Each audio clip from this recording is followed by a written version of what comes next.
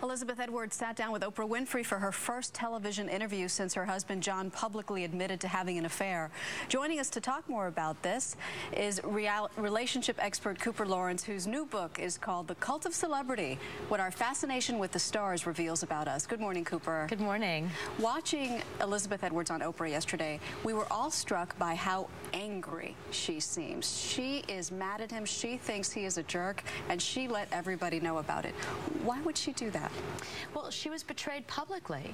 You know, it's the fact that we all know about it, it puts an added pressure on her. It's not something she's going through privately in her marriage. She tried that. He admitted it to her. They tried for a year and a half, but then once it came out in the public, she has to address it.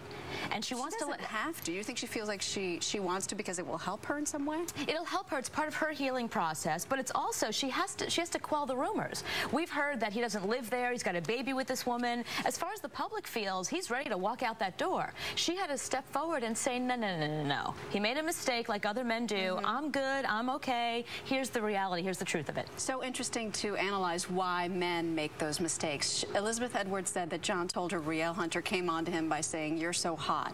But the big question is, why did he cave to that temptation? Let's listen to what she told Oprah. Did he ever tell you why he cheated? I don't think he knows. I mean, he really has, you know, really has tried, I think, to figure it out and to talk to people and try to work that out. But I don't think he really knows. Fascinating question. In that moment of weakness, why do men, especially powerful men, cave in? It's different for powerful men than other men. There's something called acquired situational narcissism, and it's a documented term, and it's well researched now, and it shows that men who are in positions of power, whether it's because they're very wealthy or because they control, you know, a company, feel that they're entitled to it. They're entitled to have anything they want. To the victor go the spoils.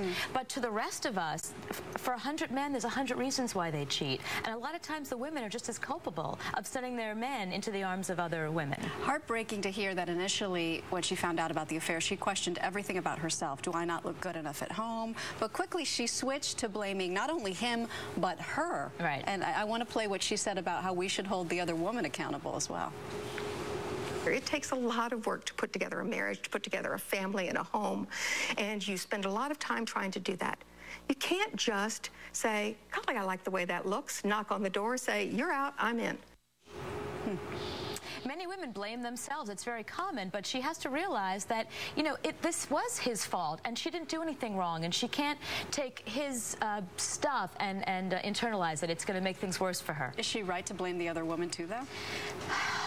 You know, that's a very in her situation, perhaps, but no, because the other woman, the other woman doesn't have the responsibility to the marriage. The other woman's not responsible to Elizabeth. Only John is. Okay, Cooper Lawrence, thank you very much. Thanks so much for having me. You're welcome.